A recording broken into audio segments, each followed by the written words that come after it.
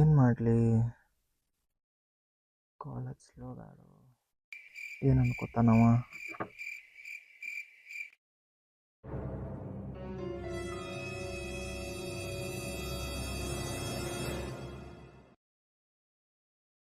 ಏನಪ್ಪಾ ದೊಡ್ಡ ಮಂದಿ ಹಂಗೆ ಬಡ್ರ ನೆನ್ಸ್ಕೊಂಡ್ರಿ? ಇಲ್ಲಿ ಅವನು ಬೋಸಡಿಕೆ ಕಾಲ್ ಹಚ್ಚಿರ ಕಾಲ್ ರಿಸೀವ್ ಮಾಡೋದಿಲ್ಲ. ನೀ ಅಂತೂ ಜೀವನದಾಗ ಕಾಲ್ ಹಚ್ಚಿಲ್ಲ, ಮೊಬೈಲ್ ಏನು ಮುಕ್ಕಳಾಗಿ ಇಟ್ಕೊಂಡಿ?